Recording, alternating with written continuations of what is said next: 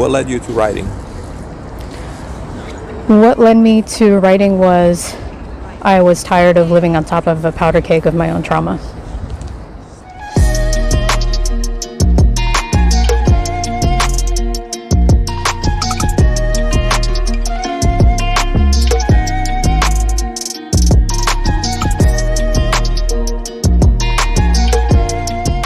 Welcome to Veteran Art Studio. I'm Emmy DeLocchio, and today we're going to talk about writing down trauma. Whether you're just getting started out in your own writing journey or you're already an experienced writer, the resource I'm going to share with you in today's lesson proved to be an invaluable one in my own experience in writing down traumatic events. In short, you don't need an MFA in creative writing. You just need to show up and start writing. While stories of trauma, military service, or even childhood can vary, it's important to choose a specific range of time for your focus. From my own personal experience of documenting trauma during the Iraq War, what I'd like to share with you is how painful memories can be broken down to organize your thoughts as well as your writing. Today we're going to talk about 8 ways to get started writing, an outline called the hero's journey, and finally we're going to end on the benefits of writing down trauma in addition to helpful resources. The purpose of writing your story is not only to document aspects of your life, but to also make it tangible. When we're given the space to breathe, create, and see our work before our eyes, the results are a sense of empowerment and the gift of seeing your experience in present, tangible form.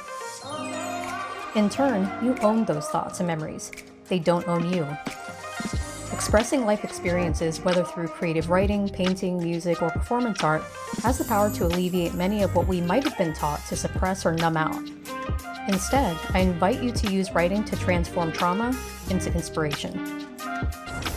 Before we jump into the hero's journey, let's take a look at 8 ways that you can get started writing. Step 1. Find your favorite place and time to write. Figure out where you feel the most comfortable to write. It could be a specific area of your home, outdoors, or even in bed using paper and pen or a writing app. Wherever you feel most inspired to write, just go with it and make it your writing spot. Step 2. Choose your favorite methods to write. Whether you prefer using paper and pen or pencil, note-taking apps on your phone, voice-to-text, or a combination of a variety of methods, figure out what works best for you. Step 3. Turn off your inner critic. You don't have to be a published author or hold a Master of Fine Arts in creative writing to get started, but you should do your best to silence your inner critic. It's important to note that you shouldn't get too bogged down in spelling, grammar, or other aspects of writing that you can always adjust and correct later. Even the most experienced writers make mistakes, so allow yourself room for errors as well. The most important thing is that you're here and expressing yourself. Step 4. Figure out what you want to write about most. Do you want to write about traumatic events? Do you want to cover a period of time that took place during childhood or adulthood? Or even a combination of both? Decide what periods of time you want to focus on. Step 5. Fiction or nonfiction. When writing down trauma, you can also choose to make your work fiction or nonfiction, or even talking about your experience with third-person narration. If you're looking to write more of a memoir or a nonfiction piece, it's important to narrow your focus on timelines. For example, if you want to talk about a wartime deployment, think about the span of time for what that experience was like, before, during, and after the experience. You can always adjust the timeline once you get the dates and key events documented. One additional piece of information is that there is a difference between a memoir and an autobiography. An autobiography focuses on the chronology of one's life, while a memoir covers one specific period of time in one's life. For example, if you choose to write about your entire life up until this point, from birth to present, that would be an autobiography. If you choose to write a book about a year-long deployment to Iraq or Afghanistan in the span of a year, that would be a memoir. For the sake of narrowing in on details and traumatic events, the memoir route is a sound choice if you're just starting out. Step 6. Outline your project. We'll get to the hero's journey outline method shortly, but this is where you can start to organize your writing by plugging in dates and locations of your story. It can seem like an arduous process, but once it's written, it makes revisiting your writing that much easier. Step 7. Select a chapter or section that excites you the most and write. You don't have to start writing from the very beginning of your story. Rather, choose a specific event or details of your story that's calling your name and go with it. Step 8. Keep a notes app on your phone or a notebook for sudden bursts of inspiration. No matter what you like to use for writing, keep your preferred method for taking quick notes close. I prefer using both a notes app on my phone as well as a Moleskine notebook for random thoughts and unexpected moments of inspiration that I don't want to forget. You'd be surprised how and when the muse strikes, so resist the urge to tell yourself, "I'll remember this later," because inspiration comes and goes and can be easily forgotten. A quick side note. Querying literary agents and publishers is another topic that deserves its own space, but the most important aspect of writing your story, especially if it has to do with specific traumatic events, is that once you write things down, those stories have less ownership of you. Now on to the hero's journey. Author Joseph Campbell introduced the concept of the hero's journey in his book, The Hero with 1,000 Faces, in 1949, as a universal theme of going on a journey and transformation that is not only present in mythological tales and religious studies, but in well-known works such as Lord of the Rings, Star Wars, and numerous other books and films. The book was intended to help people see the myth as a reflection of the sublime adventure of life, and then to breathe new life into it. The hero's journey is essentially an outline for powerful stories, and it's an outline I've used before to organize my own thoughts and key events in my previous books, The Desert Warrior and Quixote and Ramadi. Now let's take a look at the hero's journey. The hero's journey is broken down into 3 main acts or parts, with the bulk of the action happening in the middle of the story. Part 1 represents the departure of how you, the protagonist, is getting ready to embark upon a journey or a quest. Part 2 represents the initiation, where the protagonist endures challenges, hardships, and an overall transformative experience. And Part 3 represents the return, where the protagonist returns to the so-called ordinary world where the story began. Part 1, Departure.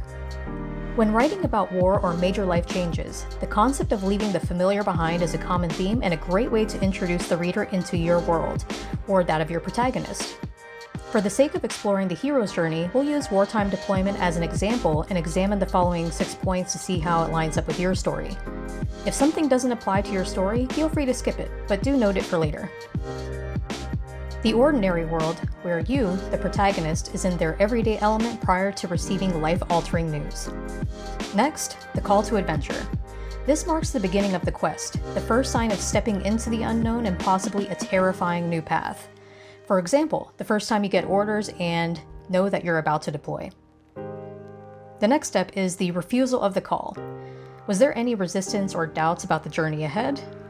This is where you plug in any resistance to upcoming changes or any challenges thrown at the main character prior to the journey beginning. This could range from general anxiety to conflicts with family or loved ones prior to departure. The next step is supernatural aid. The main character receives help from an unlikely source or an important mentor before the journey officially begins. This is where you would introduce a key character in your story that impacts the journey in a deep, meaningful way. The next step is crossing the first threshold. The main character has accepted the quest, or in this case, come to terms with orders to deploy and starts preparing accordingly. This could mark the pre-deployment phase, for example. And the last step of Part 1 is the belly of the whale. The main character has officially crossed the threshold into another world. This could be where deployment officially begins and coming to terms with possible injury or death of the self or comrades, physically and psychologically. Part 2, Initiation. This is where the protagonist is tested on a variety of levels. I would say this is typically the bulk of your story and where a few climaxes will certainly exist. Step 1 would be the road of trials. This is where the protagonist is tested for the first time with a challenge that proves to be a milestone in the overall journey. This can also be an introduction to traumatic events as they apply to your story. Next is the meeting with the goddess figure. Campbell referred to this point as when the protagonist manages to experience transformative love. This can refer to romantic relationships or a deep sense of camaraderie in the middle of conflict. Next is temptation. This is where the protagonist's ethics and morals are challenged, and a possible deviation from one's path could occur. How does the protagonist respond to a crisis of conscience? This is another marker for traumatic events or moral dilemmas, and serves as an important milestone to discuss it if it applies to your story. Next is atonement. After a bit of introspection, the protagonist reaches a point where fears are overcome in a new profound way that indicates a loss of innocence and an increase of knowledge, for better or worse. And the last part of part 2 is the ultimate boon. Having overcome traumatic events and survived, the protagonist becomes more aware of their mortality. This is a space where survival is viewed as a leadership lesson or a change in identity prior to the return, or in this case, redeployment. And the last part, part 3, is the return. After multiple tasks are complete, the journey is nearing an end. The first step in this is called the refusal of the return.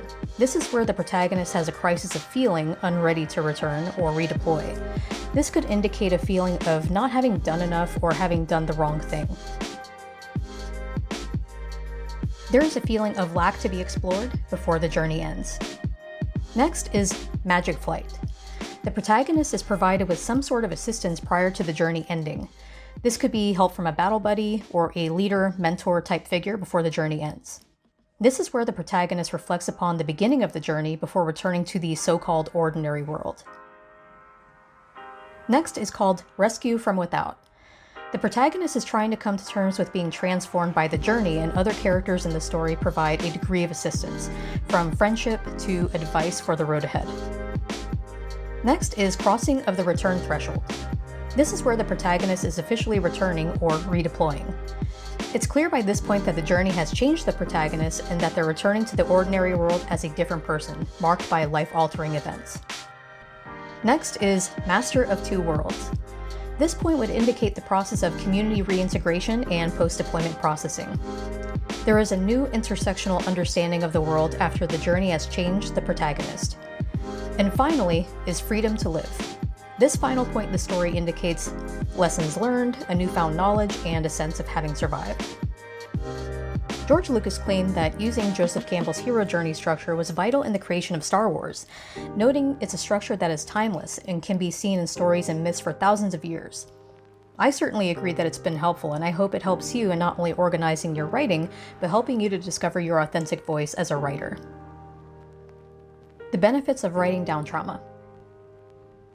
Dr. James Pennebaker, whose studies and techniques were covered in the expressive writing video, said, by writing, you put some structure and organization to those anxious feelings, and that it helps you to get past them. Other research by Dr. Pennebaker indicates that suppressing negative trauma-related thoughts compromises immune functioning, and that those who write visit the doctor less often. There's something undoubtedly special about putting your thoughts and memories on paper or screen. When we write about what disturbs us most, what we fear, or things that we're afraid to talk about, we free up space in our mind for something positive and healthier. If we become unafraid of the voices within, it's also easier to lose fear of the voices of those around us.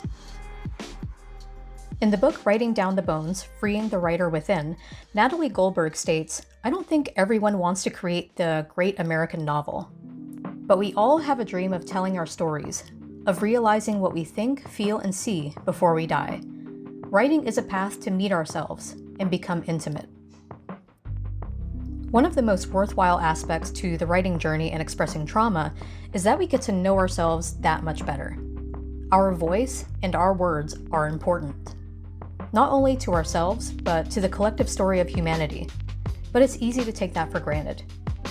When we allow ourselves to write, to speak from our heart and mind, we release fire onto the blank pages. So write until you feel you've said all that you need to say about your journey. And in a future video, we can talk about the process of editing and publishing resources. But for now, write all that you can, and whenever you can. When we tell our stories and put it down on paper, it's somewhat of a magical process, much like the hero's journey itself. Our perceptions change when we revisit past events, after we've changed, grown a bit older, and hopefully a bit wiser. More importantly, it allows us to see memories in tangible form, and it provides space to reflect. By reflecting, we give ourselves both space and permission to let go of what's been hurting us or haunting us, and more importantly, we give ourselves the space to heal. Joseph Campbell himself said, "My general formula for my students is, follow your bliss. Find wherever it is, and don't be afraid to follow it."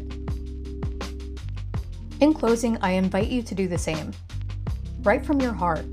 Tell a story that alleviates some of the burden from your own psychological rucksack, and more importantly, allows you to follow your bliss.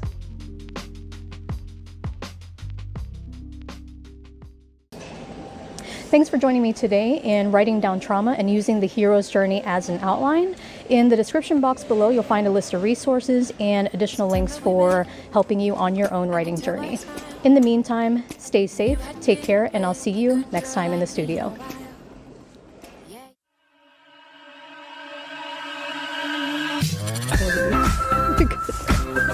Alright. Okay, today we're going to talk about... Alright, today we're going to talk about 8 ways to get started writing, and